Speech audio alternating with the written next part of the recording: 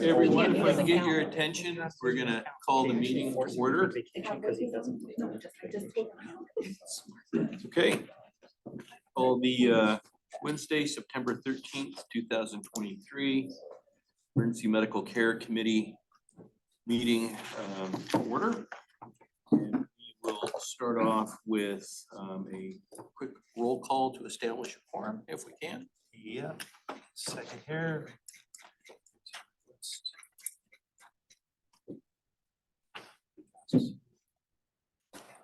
Okay, Will Hiller. Present. Jeff Watkins. Here. Sam Klemick. Jim Lamborg. Here. Harry Robbins. Aye. Jody Schaefer. Yep. Luce Garcia. Paul Wood. Nick Greenson. Spencer Harnett. Here. Carla Spencer. Here. John Anthony. Here. Mike DeLeo. Yep. As alternate. Dr. Noah Hawthorne. Okay. That's our, and then we do see Leanne Migoski and Teresa Rios as ex officio members. We do have a quorum. Very good. Just a quick announcement. For the members that are present here, we're having technical issues. So some of the metrics that are normally displayed on the screen are not going to be done today. Apparently there are some people that are viewing this on Zoom. My understanding is that they can see them. Hopefully everybody has received their agenda packet and had an opportunity to view them. Steve has prepared a few documents if anybody wants to view or discuss those items during the meeting if needed. With that, we'll start with our introductions, and we'll start with Jody and then go around the room. Jody Schaefer, citizen rep. Ryan Alexander, Salinas Fire Department. Leanne Migoski, 911 director. John Anthony, Monterey County Parks. Mike Leo, Cal Fire EMS. Steve Brooks, EMS Agency. Jim Langford, representing BLS fire agencies. Teresa Rios, EMS Agency. Tom Burley, EMS Agency. Jeff Watkins, Paramount PD, Nuclear Rep. Harry Robbins, Citizen Rep. Carla Spencer, Hospital Administration Rep, Salinas Valley Health. Bill Hiller, AMR Operations. Morning, I'm Spencer Arnett. I'm the field paramedic rep with AMR. Introduce our guests. Brown, actually. Ben Hitchcock, AMR CES. Rachel Lee with AMR CES. Jeff Warner with CalStar. Mike Esslinger with AMR and CalStar. Good morning, David Sargent, Fire Chief, Monterey County Regional Fire. Justin Reyes, Monterey County Regional Fire, Division Chief of EMS. Courtney Monterey Fire Assistant Chief. Blake Anderson with the EMS Agency.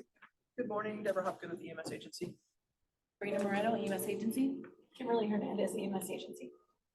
Thank you. And we'll move on to public comment. Do we have any public comment?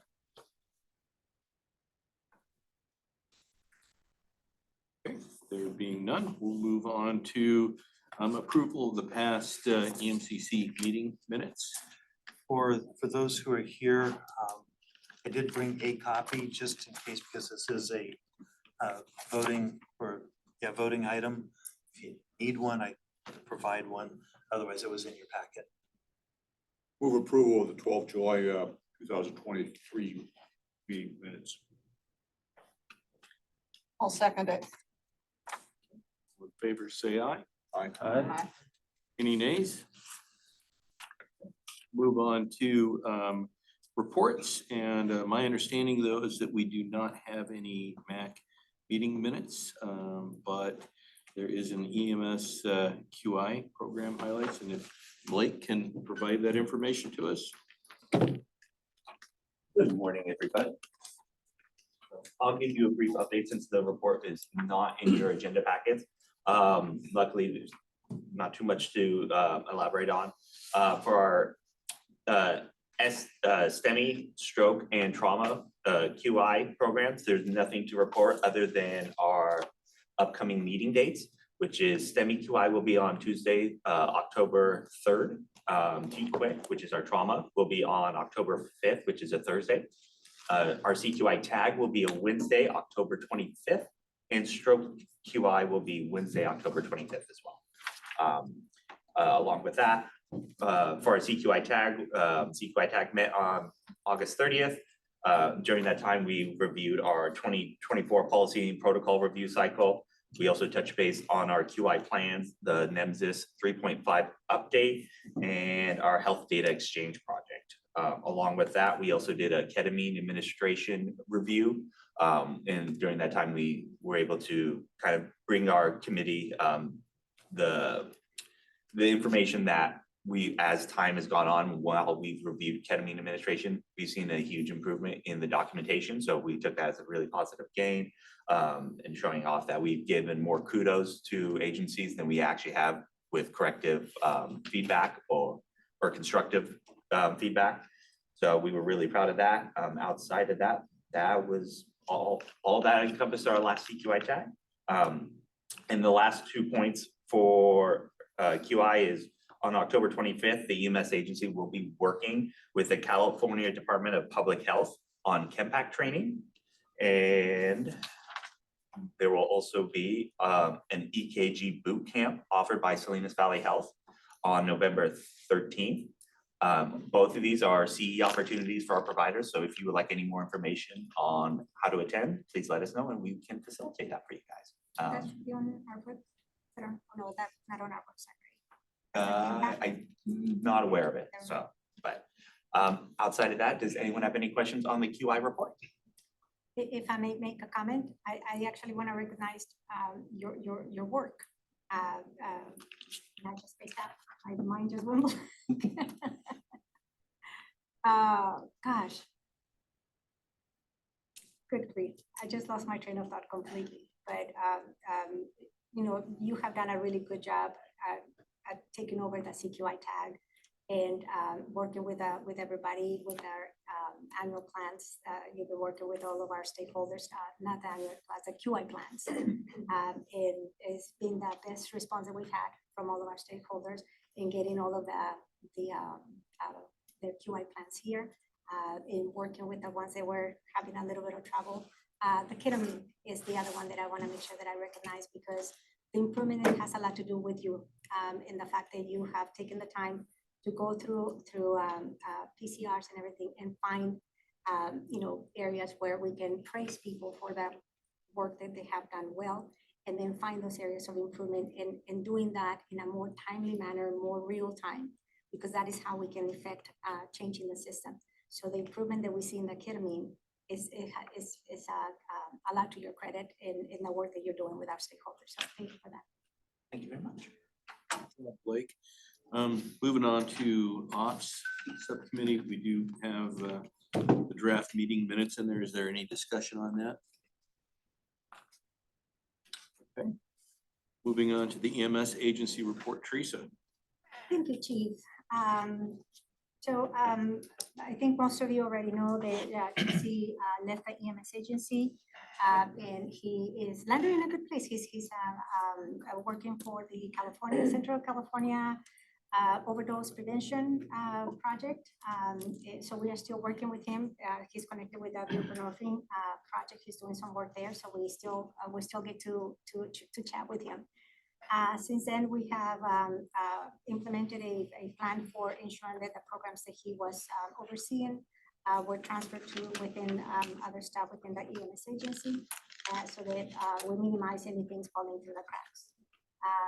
Another update, this is a new project they have that we are engaged in. There's a mobile crisis unit. There's a new benefit for a medical benefit, and sort of a mandate that programs need to be implemented. And it looks like pretty quick by the end of this year. Board of Supervisors issued a referral to behavioral health to implement this program. I think the city of Salinas did the same thing.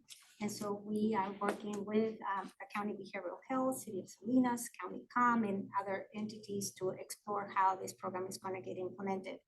It is in the early stages, so we don't have a lot of information. So we reported at MAC, and a lot of the questions that were coming up, it was like I was just writing notes to make sure that we take in consideration some of how it can impact the system and the questions that people have. so we can bring them back to the folks who are working actively on this report, on this program. As the plan develops, then we will continue to bring information to the committee because there are pieces that are going to touch pre-hospital care. So we definitely want to be involved, but it has the potential to bring a great benefit to the county when it comes to addressing the issues of behavioral health patients. I think that part of a bigger goal may include transport to alternate destinations, which of course we can do now, but that's something that is being considered. Buprenorphine program, with the departure of Jesse, Blake and I have taken the lead on that project. We are actively participating in meetings and getting ourselves up to speed on everything. Jesse at one point had reported the availability of a grant. It was awarded to the 3 counties. And for part of it, we are going to be a pass-through. We received the grant award, reviewing, making sure that we're going to be ready to deliver all of the deliverables that are part of that grant. Lastly, I want to report what everybody's been very curious about, the RFP. And so where we are right now is that based on the lessons that we learned from the last RFP, the recent SWOT analysis, conversations with the EMS authority, county council, county leadership, we have prepared a draft of an RFP. This is not a final copy. And we are going to be releasing the RFP for public comment. We would like to schedule, as we did before, and I don't remember if it was RFP related, but we scheduled a joint meeting of MAP, EMCC, and Ops. And I remember a comment, it might have been you, Harry, said, well, why can we, discuss it here? I think that would accomplish that. So we will schedule that. It can be a meeting or special meetings. The goal for us is to ensure that everybody is given the same opportunity to provide input. So we think that bringing it to EMCC, MAC, and Ops is a great place to seek the input. Our committee members are key stakeholders who have intimate knowledge of the system and are very, very involved in the system. Our committee representatives are very candid, and we appreciate that. We hear ideas, we hear concerns, we hear critiques, and a lot of the improvements to the system come from the discussions that we hold at these committees. So I think that this is a really good place for us to hold those conversations, and we have a sort of a working document, something to go off of. The thing to understand for us is that we have to follow county's contracts purchasing rules at the same time that we have to follow the EMS authorities rules for these procurements, which are heavily, I was going to use the word regulated, but scrutinized. When we send the packet to the state, they review not only the objectivity and fairness of the RFP, but also the process itself. In that we don't want to take a chance in if we don't seek the input through public opportunities, that then we might get in trouble because we met with a group or another group, and that could cause some trouble. So the safest, cleanest way is to do it that way. We are waiting as soon as council and contracts purchasing takes a look at what we have draft. We just want to a look. We will be releasing it, letting everybody take a look, review, and for us to schedule the meeting so we can send some survey for available dates so that we can hold that joint meeting. And that is the extent of my report, and I'm happy to answer questions. Do you have some kind of time frame for when the RFP will be released for RFP, or when we can expect to be hearing about that? How soon, the final date, and when you see the draft, you'll see that some of those dates just say TBD, because the specific dates we cannot place until we get it back from the state. So we get it to the state, they review it, They might ask us questions, they might say, you can't do this, you know, you gotta do it that way. And so that exchange happens with the state. Once they say, okay, yes, this is good to go, you're approved, then we can release it. And that happens in a matter of days. Because we've already, when we start the process, we needed to get in the queue with contracts purchasing because they oversee all of the RFPs in the county. So for us to make sure that they knew ours, you know, we have a timeline, we needed to submit a request for an RFP and get somebody assigned to us to work with us in that process. So they already know, and we're in communication with them. So once we get it back from the state, then yeah, I mean, I would even say the next day, but I'm gonna say a few days, and it could be out for bid at that point. But just as a general timeline, it is definitely in 2024.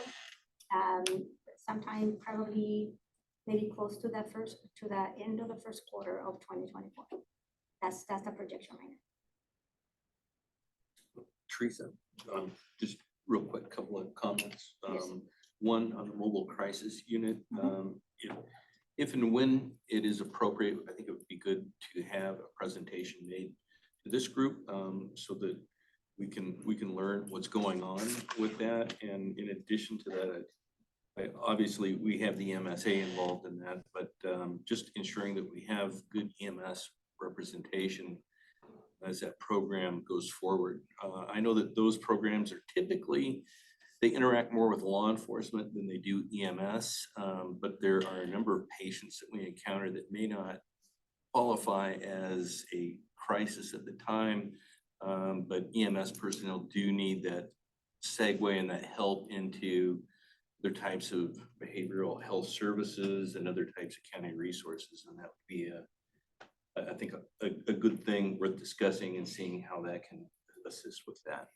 And then with the RFP, I would ask if possible, if we could get not only a schedule of the RFP process, but like, I guess your rollout process to include like when it's going to be out for public comment, when we're going to be having the joint meeting, so that we can make sure as the agencies that we're getting the information out to our community members so that they can review it, and making sure that we're getting that feedback to you. Because inevitably these things, because of like the scrutiny that you discussed, things always get compressed. And I think in the past, at least with my experience here, it felt like, you know, there wasn't the ability to provide input or see it. But I think if we had that visual in front of us, we could make sure that we are delivering what we need to deliver. And I think that would probably be good for you, because then you've got an I told you so later. Well, And I concur with that, Chief. I look for a series of benchmarks, each major step, if you will, so that we can keep the element of transparency alive and well. The agencies need the input, the different disciplines need the input, the entire structure needs the input, and it creates an awareness. So I totally concur with that. So as we move forward, I think we need to integrate that into our process. And our goal is to release for public comment very soon. Our goal is to release the RFP for public comment very soon. As soon as we get that green light internally, then we're going to release it. We anticipate holding the special meetings or the public meetings in October. Right now, we're looking at mid-October, second, maybe third week of October, but we're going to send all three committees dates to see when it works for everybody. You know how it can be trying to juggle all three committees. But we thought that the joint meeting, we pulled it off at the last time. I don't remember if it was specifically for the RFP, but we were able to bring all three committees together, and they'll be public, you know. So not only the committee members will be there, but by now we have a captured audience. We have you here, right? We get about 350,000 people that are involved in this, from a user standpoint, you know, old guys like me, and the professionals that implement it. So my concern was we have a good active media program and keep the public informed. Of course. Jody, your thoughts? Both requests I would second heartedly. Wholeheartedly, yeah. There's something about having a piece of paper with saying, this is coming up, this is coming up, this is coming up, that kind of keeps us all on track. Especially because in October, might as well be 2 days from now. I mean, the way with our busy schedule, so. Yeah. Will may have had his hand up Oh, earlier. sorry, Will. I did, but pardon me, but Chief, Harry, and Jody, you articulated my questions entirely, so thank you. Moving on to Mohawk activities, Deborah. So with Jesse's departure, I'll be reassuming primary responsibility for the Mohawk role. There is a written report in your agenda packet. So just to hit a couple highlights of that report. There is updated COVID data related to deaths, test positivity, hospitalization, and vaccination rates. The county is currently updating that monthly now instead of weekly. So that's what you see there as of September 5th. We are also working on a final demobilization of non-expired PPE. So there are a few items remaining that are available for anyone to request. You can utilize the Mohawk resource request form that's online. The items are COVID-19 tests, primarily over-the-counter gowns, average size, and N95 masks. So if you are interested in any of those items or can use them, please do submit a request. And we're filling orders every Friday. And then otherwise, Blake mentioned the ChemPack plan. We're doing an update to the ChemPack plan. And then we're doing 2 training classes in the county, a joint effort with our emergency preparedness staff at the health department and then CDPH. Those will go over topics like the PEP program itself, when you might need the assets and how to request them, deployment of them, that sort of thing. So the classes are scheduled for October 25th and 26th, one in Marina and one in Salinas. We just finished the confirmed flyer yesterday, so we'll be distributing that out and getting it posted on our website, so you'll have more information. So, and then we'll offer 2 hours of free continuing education for those who attend that as well. So it's open to EMS, fire, law enforcement, communication center personnel, hospital personnel, anyone who may play a role in a ChemPack deployment. That's all I have. Happy to answer any questions. Okay, moving on to EMS system performance metrics. Items A, B, and C. Take it away, Kimberly. Okay. All right, good morning. So I'll start with communications testing. For all of these reports are included, the ones I'm going to go over all included in your agenda packet. First, we're going to go over 800 megahertz and ReadyNet. One thing I'd like to point out is that when reviewing the reports, you probably noticed that Salinas Valley Health's response for 800 megahertz was very low, and that was due to their 800 megahertz radio not working. So they got that fixed and it's up and running, and they got it fixed in early August. Other than that, not much to report on responses. You know, the responses can ebb and flow, but dependent on numerous factors, but we're in regular communication with the hospitals to assist and find out if there's any challenges or anything like that. So I communicate with the hospitals pretty regularly. Any questions on 800 megahertz or ReadyNet? Okay. So contract compliance. Again, this is in your agenda packet. So all priorities met or exceeded 90% compliance. Reportable priorities met or exceeded 90% compliance for the months of June and July, with the exception, if you're looking at the overall compliance, you'll see that priority 6, which is CCT scheduled, was at 81%, and I want to put that into perspective. So for the month of June, there were only 10 responses, and 2 of them were late. So overall, the 100 call rule, it's still reported, but the 100 call rule only applies when they get to within the zone, if that makes sense. So, so they relate to 2 calls, but also to start the 100 call, it started in June. So there had been 46 calls through June and July, and 2 of them just happened to be late in July. So just to put that into perspective. Any questions on response time compliance? Okay. Another one out here. Okay. So the last one is the fire-based transport provider report, which we're doing biannually. So this is reporting on Carmel Fire Ambulance and Monterey County Regional Fire Ambulance responses January through June of 2023. Again, this is in your agenda packet. I'm just going to go over the overall so I don't go into too much since it's probably already reviewed it. So for Carmel Fire Ambulance responded to 551 calls through January and June with an average of a 90th percentile time of 12 minutes and 20 seconds for approximately an average of 92 calls per month. Very similar to what we reported in March for Q4 of 2022. And for Monterey County Regional, Monterey County Regional Fire Ambulance responded to 556 calls with an average 90th percentile time of 15 minutes and 53 seconds for approximately 93 calls per month on average. And again, very similar what we reported in March. Any questions on that report? Yes. What did you say the 90th percentile time was? The 1553? 1553 for overall. That's within our footprint, right? That's everything. That's including mutual aid, everything. All of them are in the report. Yeah. So it breaks it apart, but I just highlighted the overall. Okay.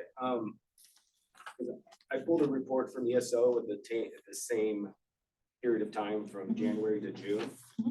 I'm getting, and I can't separate it by outside district, inside district, but I'm getting an average of 10 minutes and 41 seconds. That's an average. So this is 90th percentile. So that's, if your report's showing average, that probably is right, that the average response time, but what we report for this report is 90th percentile. So 90% of the responses are below 15 minutes and 53 seconds. Okay. Yeah. Great. Any other questions? Okay, thank you. Moving into old business.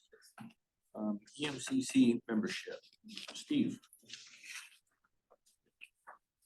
All right, so as far as membership goes, we're seeing the oath of offices starting to trickle in.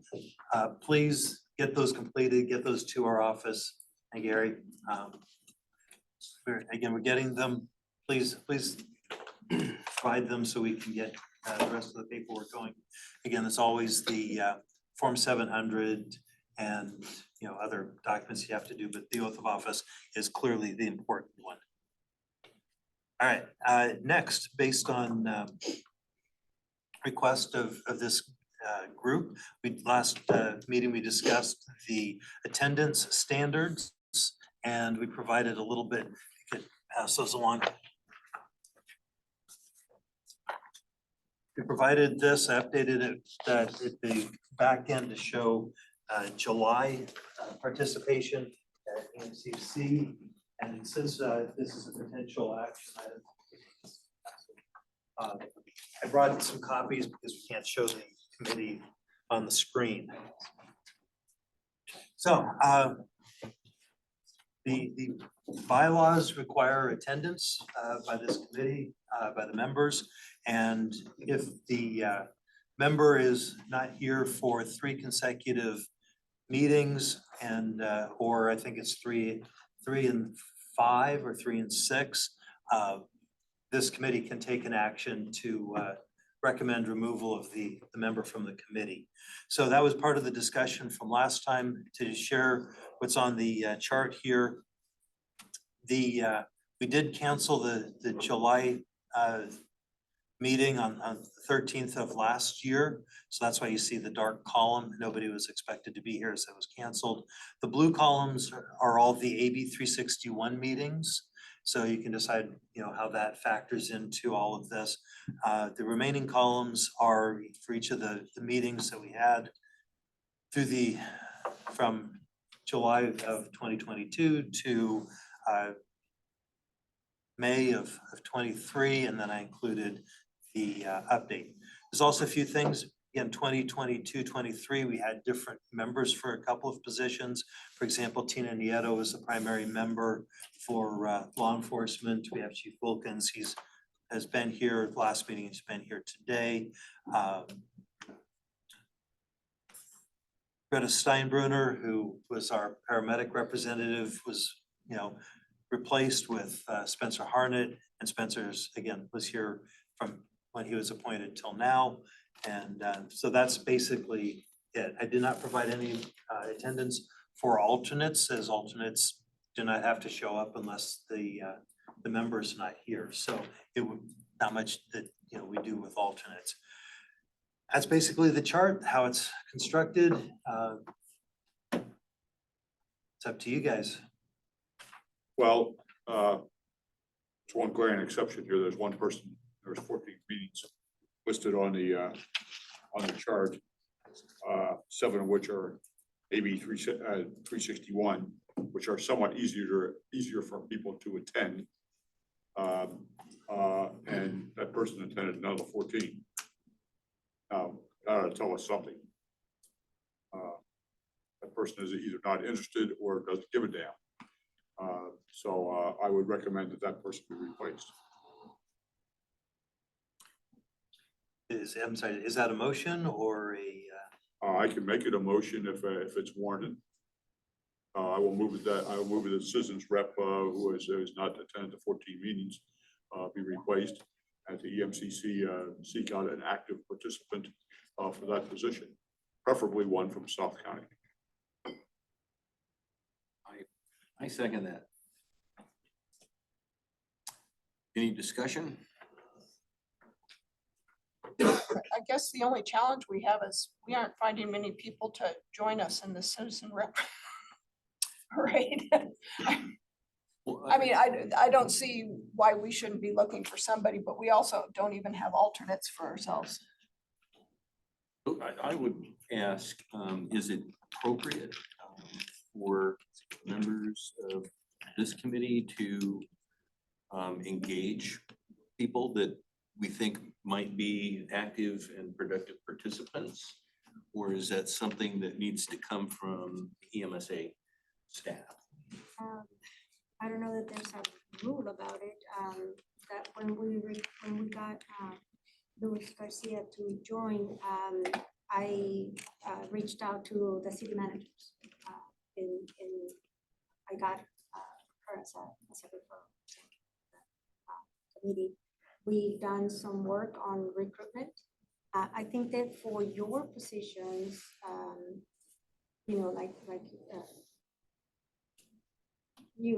gonna say you're the easiest one.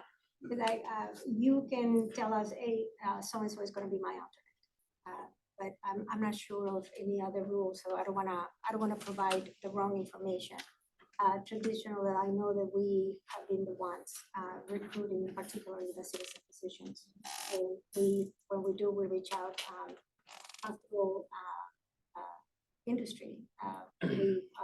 It's been a hit or miss, but they seem interested in nominating somebody for that position. So we've done some recruitment of the citizen positions, but in the past, that's how it has worked.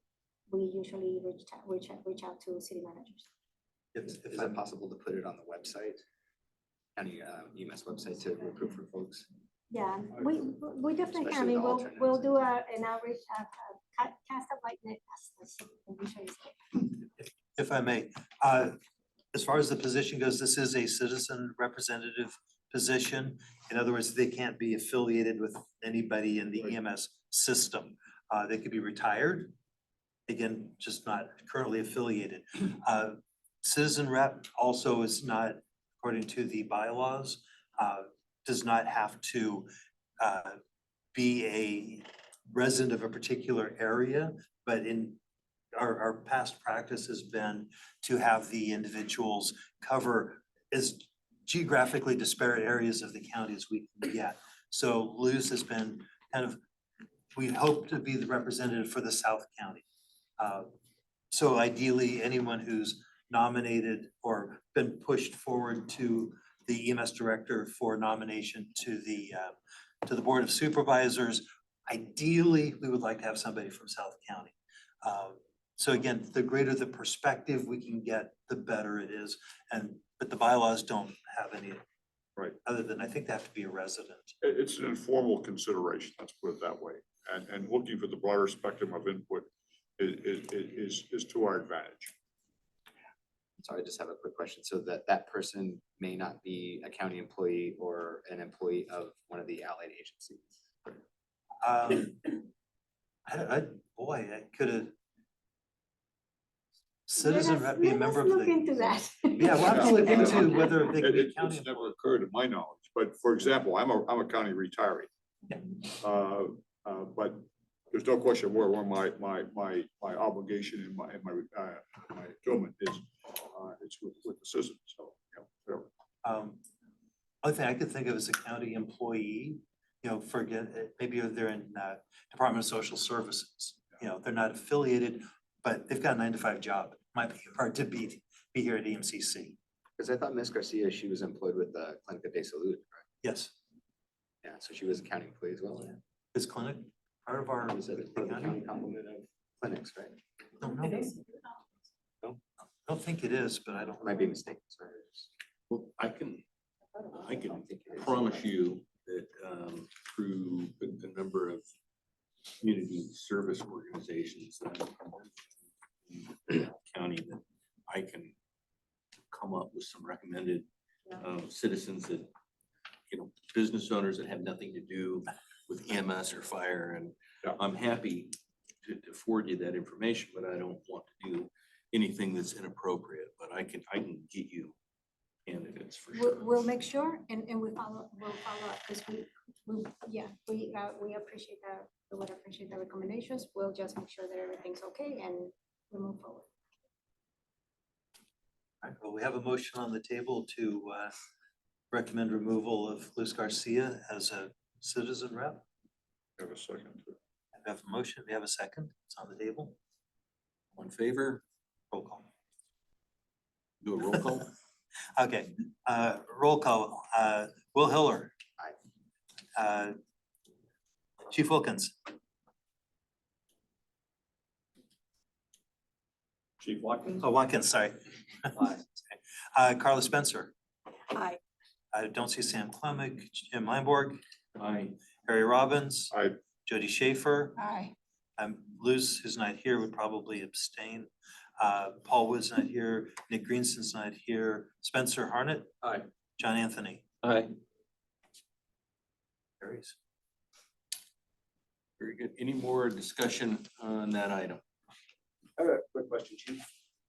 On the roles that have been identified precedes my time, but in the other committees, there's a position or a spot open for fire-based transport. That never been considered at the EMCC level. I mean, I see we have ALS fire and BLS fire, but that's different dynamic than having the transport end of it. I'm not that familiar with the bylaws. Teresa or Steve can elaborate on what positions are, I guess, mandated or if they can be modified. Modification would require modification of the bylaws and approval of the board. We have done that in the past. I think the last time was about 6 years ago. We added, Yeah. some ex officio, yeah, We changed the membership, we added people, and there were some changes, so I don't recall them. I do have them on file, but It's, in my time here, the membership has flowed. There was a time when the ambulance contractor was on EMCC. Then there was some concern during the West Med time that, and Mike, you might remember this if my memory is not correct, where because of subsidies that were being provided, that since it was kind of recommended through this agency or through this committee, that Westmed probably shouldn't have a spot on the committee. And then it made sense to have ambulance contractor, part of the committee. So that said, it does ebb and flow. Yeah, and I think the steps, the last reorganization closed off a lot of, terminated a lot of animosity. Quite frankly, that's why they were there, they were developed, and we've seen a much more, how should I say, a productive working organization as a result. I didn't quite hear the chief's questions back there about the distinction between BLS and ALS, but you know, I think they were definitely considered in the last reorganization. And we wanted to ensure that there was a balance across the entire spectrum of the county. At one point in time, there was deep concern that the Valley cities and the Valley fire organizations in North County were underrepresented. And that was an effort to ensure that the representation was made and maintained, if you will. So I don't know if I haven't answered your question, but we could certainly talk afterwards if you'd like. Yeah, and the question was about representation of fire-based transport. Fire-based. Ambulance transport, because there's two other entities that transport. with I it. understand that. I don't recall that coming up during the discussions. There was a concern to maintain a balance there. And at the time, those organizations had their ambulance transport. Your organization and Carmel. So that was considered. And I'll just address, I guess, a possible elephant in the room, I think, before we even get to that discussion, is I would ask Steve, because he's probably the most familiar with this, but it's city managers. The current member has not been as productive as we would like, and I would just ask, have you noticed that has been a consistent finding in the city manager's representative? And the reason why I'm asking is because that's a very busy group, you know, and although they certainly want to represent their city's interests, it just might not be a productive member because, you know, this might not be really big on the radar. So historically, has that been a well-attended position? I don't know. Actually, yeah, as Harry's going, sometimes. Some yes, of Más o menos. Yeah, Yeah. my thing is it depends on who's in the position. Some people make it more of a priority. And then it also depends on the topics of discussion. Right. Because there's some times when, you know, there's budgetary issues that can affect, you know, like especially CSA 74 distributions. City managers are very interested in budgets, so, you know, they tend to have a little more involvement. So topics and individuals seem to make the most difference. Is today's discussion just specific to attendance, specific people who have attended? Because the other comment I wanted to make was we were talking about, these are the primaries. And to me, for all of you who have alternates, if you don't show up and your alternate does, to me, that's not an absence. You're being representative and there's somebody to vote. So I don't see that as an issue, but perhaps we do need to reach out to the city managers and say, you know. And to answer your question, I believe that when we checked this and I created this chart, I included the alternates who showed up on. Okay. In place of? But I may have missed one for Paul because I know the Pacific Grove city manager showed up once, but I don't remember when that was. So it might have been the year before. Time flies when you have fun. But I believe I caught every, you know, attendance member or alternate on this. And I think that's a good point, and keeping in mind with this discussion item, maybe there should be, before we are in a position to make any decisions about a position, we should probably reach out to that group and have, like, I guess, some type of formal communication to determine their interest, and also to advise them that I guess their membership is being questioned to an extent. I don't know if that's the best word, but Historically, I know we used to have parks and there they are, they didn't attend very much at all a while ago, but now you're here all the time. So that's really cool.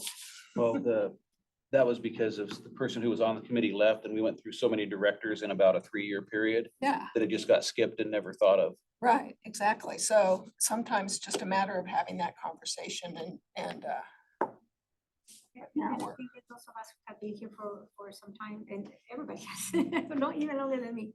But there has been improvement in the Right. attendance, because we used to have to cancel meetings because of the lack of a quorum. So we are getting better. It's just, we gotta take steps. We are gonna have, I think, sometimes some members like Luz, we don't know. We don't know why she is not attending. But yeah, I think your suggestion, Chief, that we should maybe pick up the phone and say, we're noticing that you're not. I think it would be good feedback also for the agency about how the meetings are being run.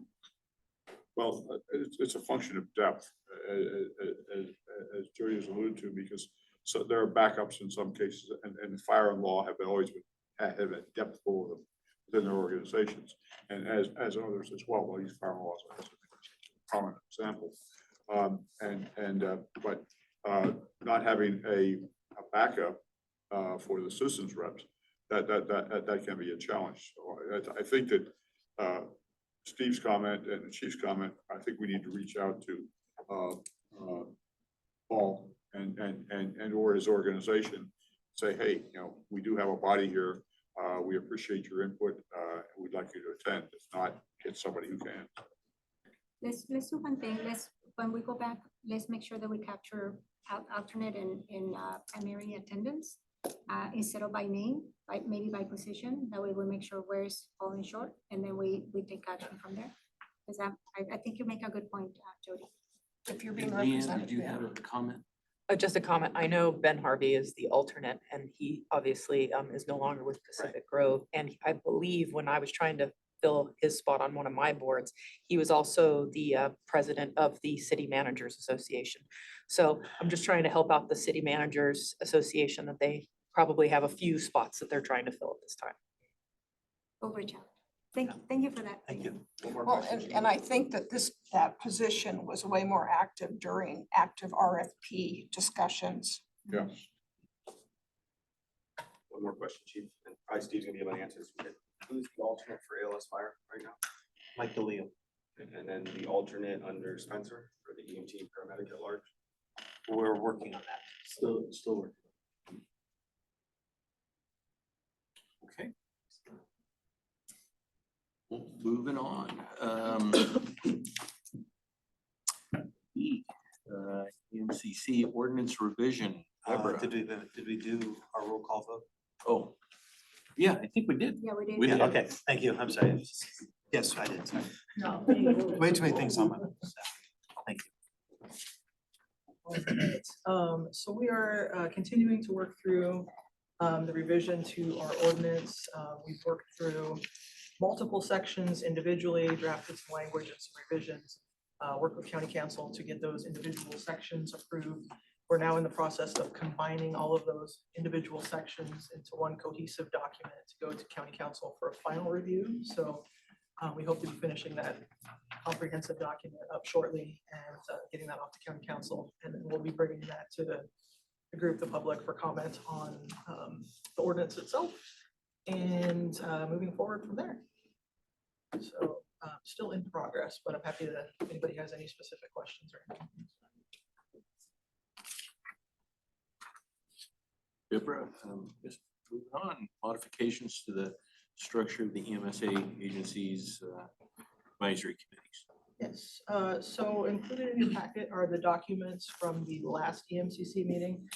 Those documents include a memo outlining the proposed changes. So to summarize in short, essentially, the way things are currently structured, MAC and OPS are subcommittees of the EMCC, and the QI committees are then subcommittees of MAC. So the structure changes, I guess, stepping back a second, that create some problems with the requirements for the Brown Act, places some additional requirements on MAC and ops that would not otherwise be there. And then creates sort of a conflict with the QI committees, which are sort of by bylaw supposed to be public open meetings, but by nature need to be confidential closed meetings. So the proposal is to move both MAC and ops out from under EMCC, make them standing committees that would then report to EMCC through either the medical director or the EMS agency director. So that document is outlined in your packet. There's also a revised policy 1020, which addresses the structure of the advisory committees, and then the modifications to the EMCC bylaws included in the packet as well that would be necessary to implement these. So we're bringing this today, seeking endorsement of these changes. So happy to answer any questions related to. Could you talk a little bit about the survey that we did to see what the committee structure was in other lenses? Sure. So we researched other LEMSAs to see how they had their programs set up. I will say there is as you might imagine, a huge variety of different structures throughout the state, as well as I guess availability of information on their websites and currentness of website information. So we looked at a little over 20 of the LEMSAs throughout the state. Of those, it seems that there is one county that potentially has their equivalent to MAC and ops under the Brown Act, and the other 20 either we couldn't identify from their website, they don't have analogous committees, or they're very clearly not Brown Act committees. So one county that's potentially structured like us, but the vast majority were not structured the way that we are. And one of the things with the changes is that instead of bringing you the minutes from the MAC or EMS or ops committees, there will be a report from either Dr. Burley or me. So the information that you are getting about the activities of those two committees will still come to this committee, but in a different way.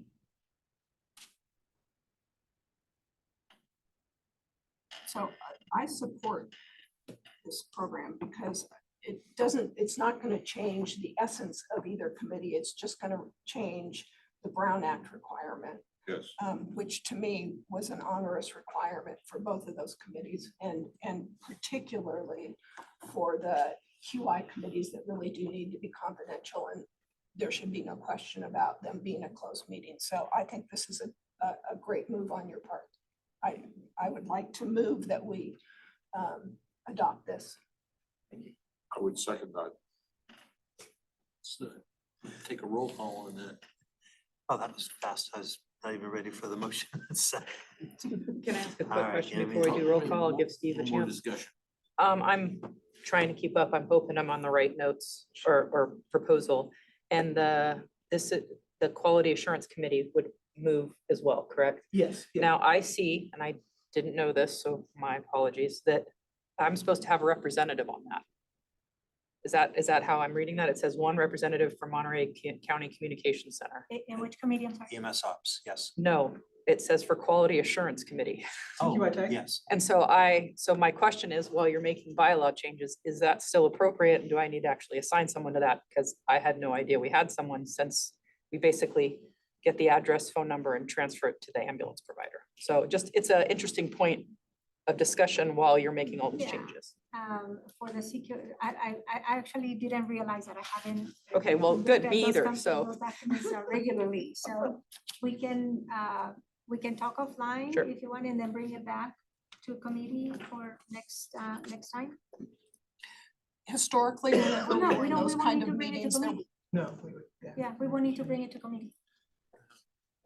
I mean, I do know that we are always looking for input from communications, that they have a piece of the puzzle that nobody else has. Sure, and then this would make it more of a Zoom meeting without the Brown requirement. Correct. Okay, Yeah. so let's talk offline. Let's make sure that we're getting more engaged in that, and thank you. So you just made a good point. One of the advantage of separating MAC, ops, and all the QI committees is that by not being Brown Act, it opens up, it's more flexibility. We'll be able to meet remotely, which increases participation. So thank you for bringing that up, because I had forgotten another advantage of doing that. And you are correct. You currently have a spot and have had a spot for as long as the policy's been in effect. Great, thank you. Any more discussion? So, Okay, let's do a roll call. okay, roll call. Actually, before we do the roll call, I think I made a motion based on the item C modification. Can we combine C and D? Is that possible?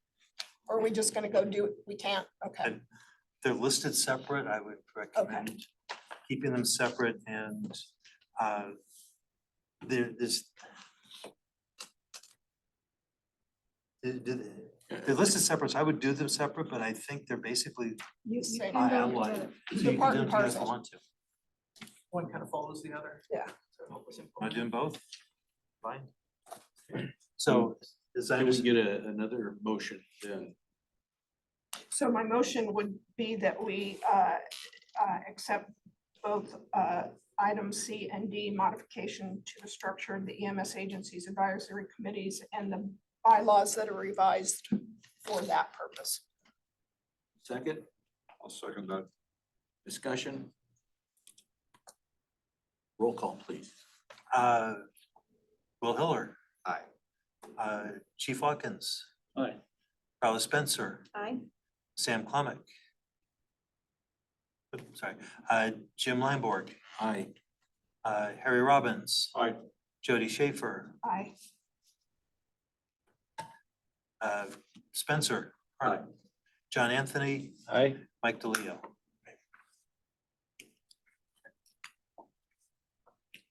Moving on to new business, medical advisory subcommittee endorsements. Deborah again. Yes.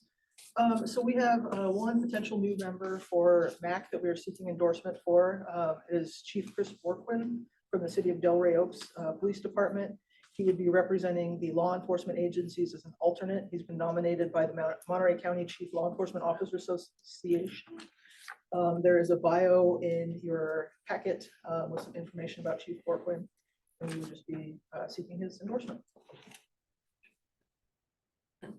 I'll move that we nominate him or we accept him, but I also doesn't what we just passed make this a moot point?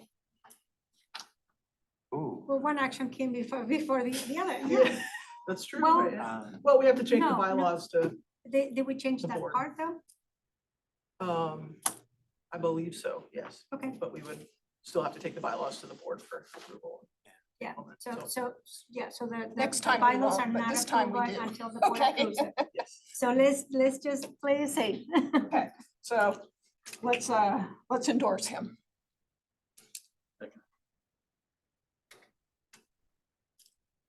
Ready, Steve? I'm ready.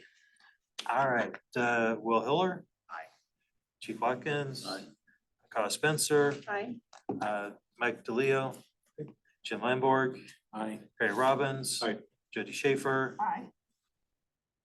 Spencer Arnett, John Anthony. Aye. Okay, moving on, health data exchange, and maybe call him Blake up, and then he's also gonna hit the next item, which is the ET3 program. So in your packets, you do have the report for the Health Data Exchange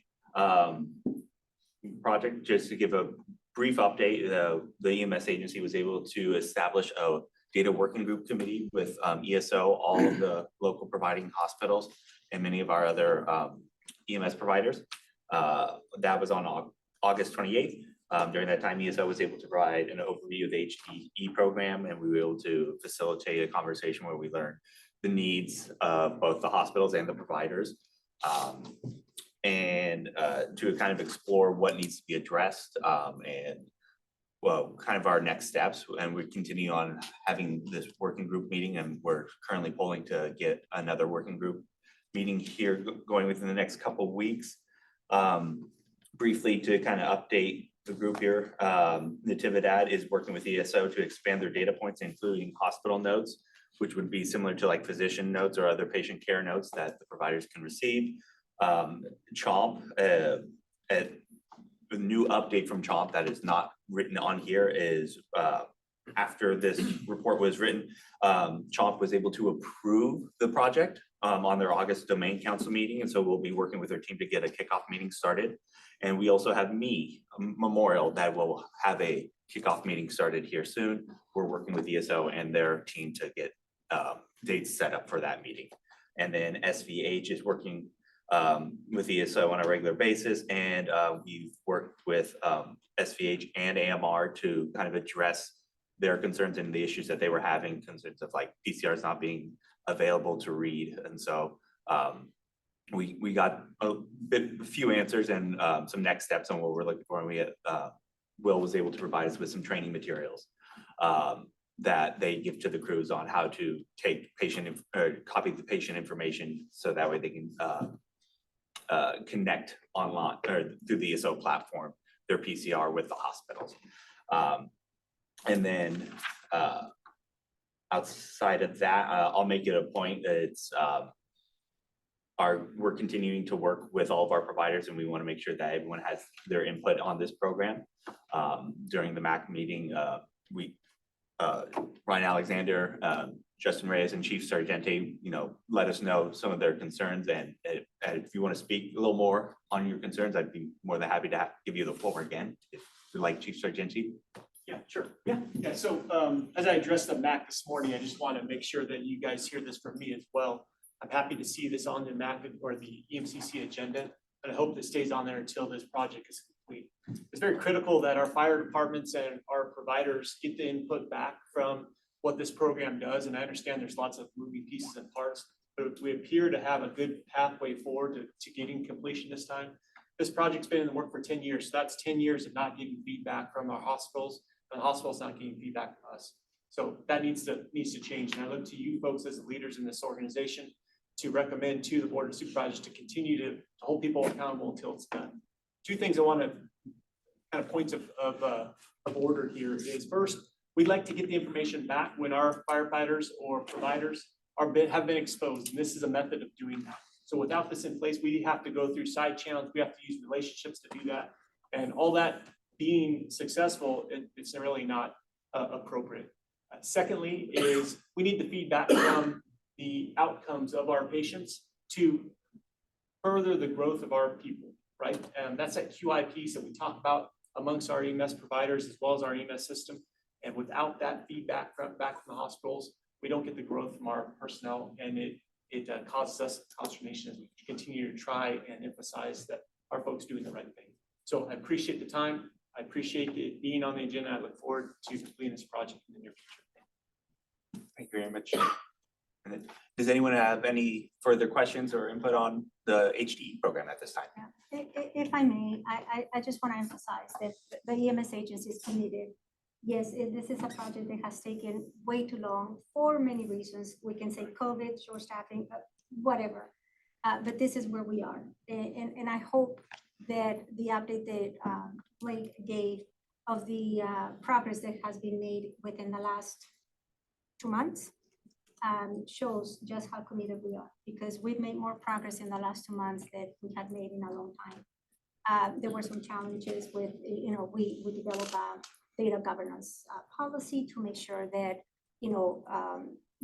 that the hospitals understood how we were going to use the data, to ensure that everybody understood how we were going to protect the data, all of that. But now is that we are really happy to see everybody participating.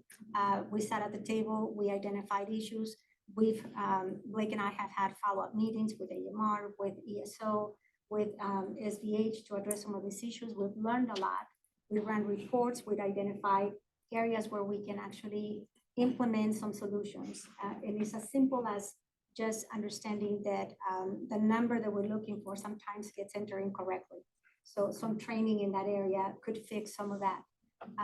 For example, we ran that report that shows how many times there's a number that is needed to make sure that the PCR and the hospital record are connected. We ran a report to see how many times is that number entered. That report that we ran said, showed that about 50% of the time, something is entered. But when we drill down into that report, then we realize that what is entered is either information not provided, so that number that is needed to link those two records is not provided, or the number is wrong. So even though a number is entered, the reason why they're not connecting is because the number is wrong. So there is an area there, I think with the cooperation from AMR, from fire, from the hospitals, that we can do, we can put a solution in a very short amount of time, they can fix that. And even not accepting information not provided. So that, and then correcting the errors can be as easily as making use of the cameras on the tablets or using scanners at the hospitals. We're exploring different options, but I think that there's very low hanging fruit right now that we can go after, that where all of us who have been frustrated for some time, and rightfully so, Chief Sargenti, we hear you, we understand the frustration, and we definitely want to fix it. So with the help of everybody, and I think this is an area where all of us are gonna need to pitch in to make this work. But I do feel that I'm even hopeful that by the November meeting, we'll be able to bring you some updates where we are actually showing actual change in the system. I would encourage us to come back in November, because you have a meeting here in September, mid-September, which is almost now. We could hear something back in November then. Okay. Chief Sargenti has requested for this to be a standing item.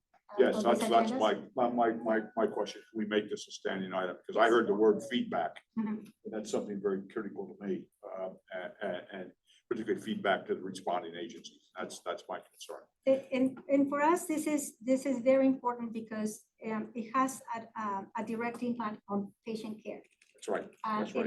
It is the feedback that goes back, and for the reasons that Chief Sargenti stated that are very, very valid, but it's also a compliance issue, because we have mandates from the state for quality to meet related to quality improvement.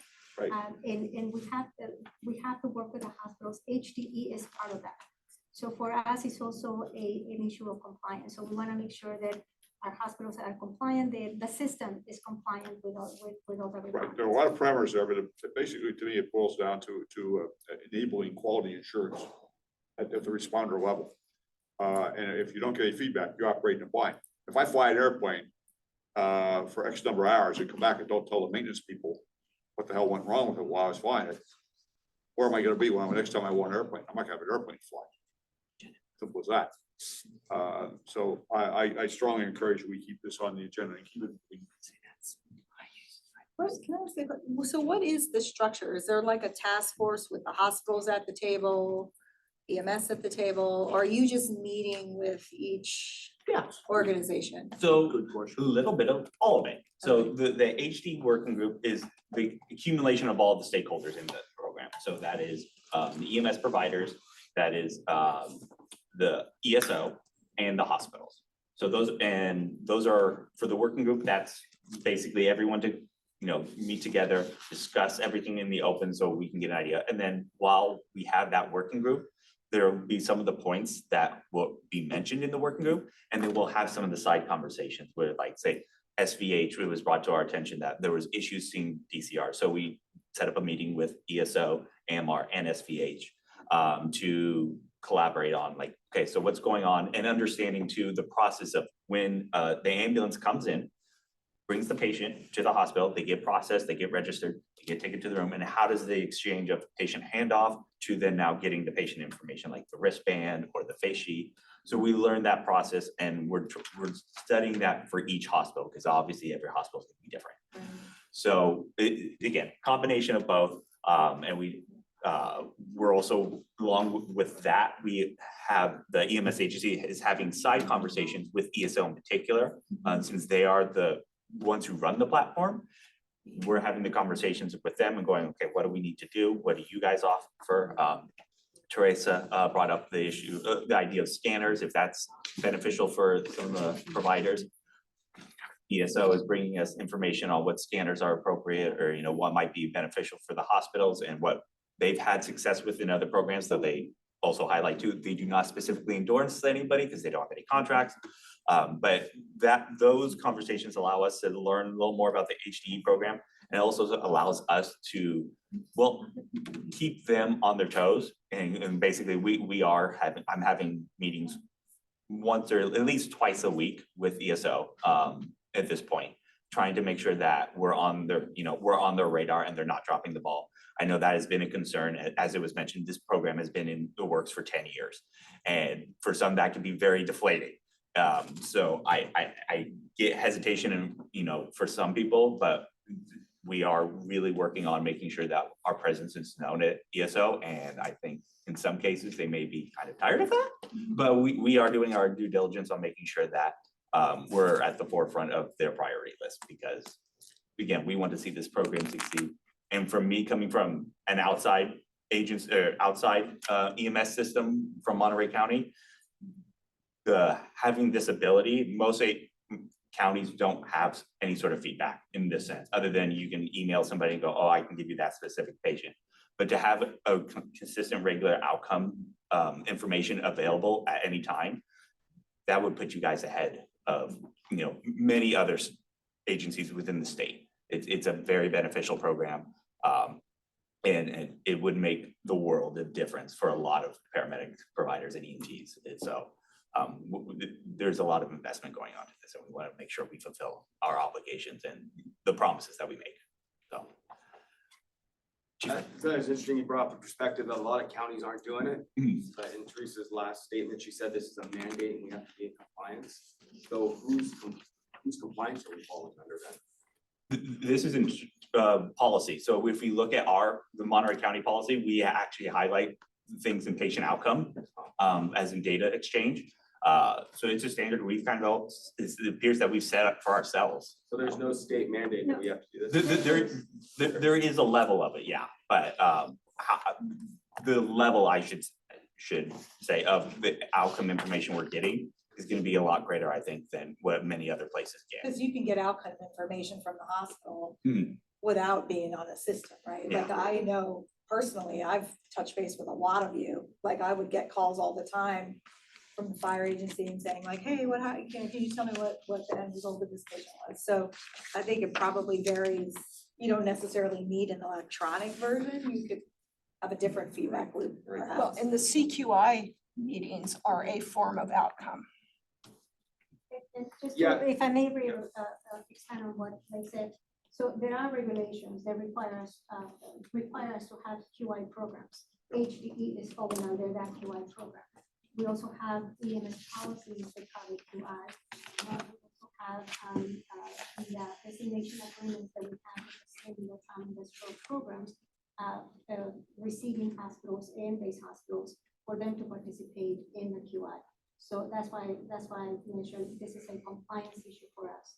So we're looking at the QI and everything that falls under that QI program when it comes to the state regs. We're looking at the contracts of the designation agreements for that specific to the responsibilities that a hospital has.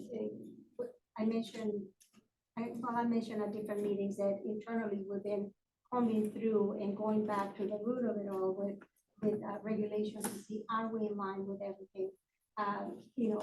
We have turnover. I'm the new director, so I just want to go back and say I would cover in everything, and that was fun.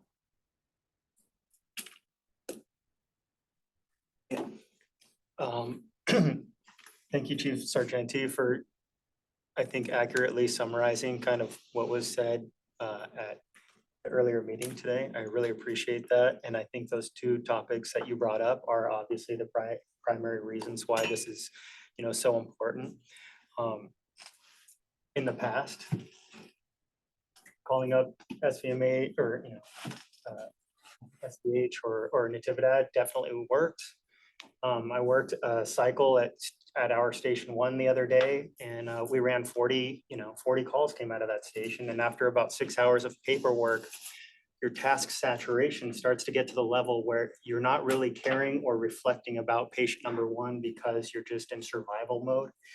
So technology is the only way for us to be successful with the outcomes data and the information that's transferred when you're kind of drowning at that level.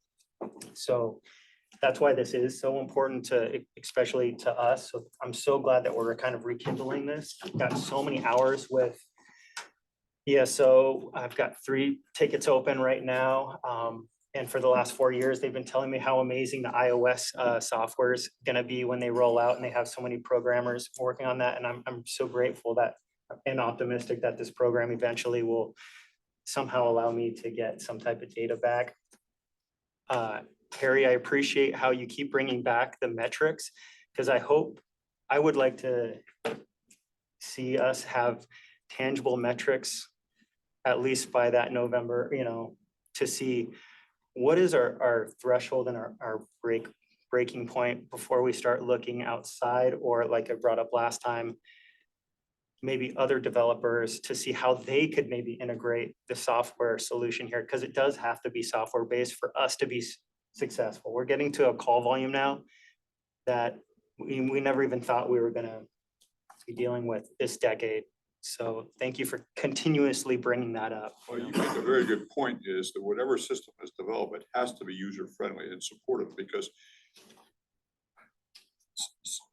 we have only so much effort to give. And if we establish a system that exacts on that effort availability, we're condemning it to death sooner or later, because it has to be simplistic. The idea of keeping it technology based to give us that working advantage, if you will, and the efficiencies as needed is very germane. I applaud that. Anyone else have anything to ask or comment on for HDE at this time? We appreciate the comments. Thank you. Thank you very much. So Like ETC 3. P3, okay.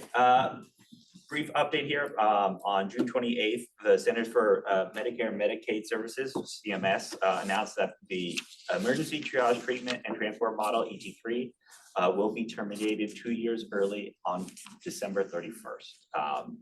This report is in your packet, and after careful consideration with and internal discussion within the EMS agency and with, we have decided that starting September 30th, that we will terminate the program here within Monterey County. Unfortunately, we at this time have to shift our efforts on some projects that require focus, and that way we can meet our regulatory and regulatory obligation, and to make sure that we operate sustainable as an organization as well. Yes, go ahead. I just wanted to let everybody know and thank everybody, is that, we're really proud of the work that we did with free. I think that the utilization was unfortunate that it was, so low. But I do feel that, and I appreciate all the work that Ben and Rachel, put into it. And I thought that it was a very promising program. Maybe at some point in the future, there might be other opportunities, since, I think that there's some cases where there is value to it. But, at the end of the day is that, we also, did not want to, approach the county or anything else, or create a program that would require, elective insurance. Only certain people would have access to it. But I do appreciate that the EMS agency and all the stakeholders here, took time to consider it and allow us, and I know that there was some criticism, but to move forward and at least, sort of test drive the program to see the application in the field. And I do think at some point, maybe in the future, it might be a program to reconsider. Thank you. Thank you. Anyone have any comments or questions at this time? I'm sorry, I just had a quick question about the item B again for the health data exchange. So the yes. next meeting is the 18th of September. And do we email you for additional agenda items? Oh, for the HDE? Yeah. You can. If there's something you need to bring up, please let us know. And all the agencies are involved in these meetings, right? Like everybody who's using ESO will be at the meeting. That's the focus, yeah. Not all agencies. We did our initial send out, and then I did get one email back saying, we don't use ESO. And I go, oh, this might not be pertinent to you. So yeah, we're trying to make it to anyone who, all the agencies that, or at least offer to all the agencies that utilize ESO in some fashion and that would like to participate in it as well. So, and yeah, we are very open to anyone who has any further working group discussion items that they want to bring. And even if it's not just for the working group, if it's just something that needs to be addressed and is an HDE, bring it to our attention. And if we need to have a meeting earlier on something, you know, then a working group, we can facilitate that as well. And I'll throw out there that Blake does a very good job of sending out information, notes on the meetings, and what's going on to all the agencies. So there's definitely a way, one way or another, to keep informed. Good job. Thank you. And if I don't get back to you, don't feel afraid to harass me. I am perfectly fine with it. I'll take the meeting. So anything else, either HD or ET3 related? Thank you very much. Yes, that's good order.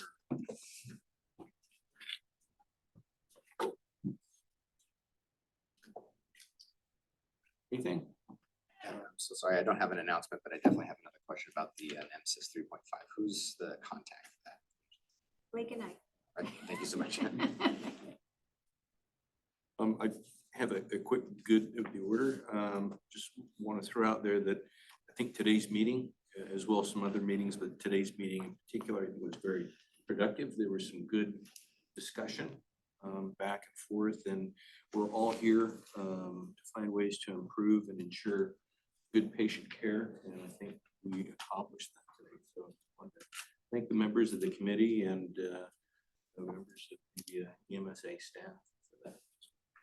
With that, we'll go ahead and adjourn the meeting.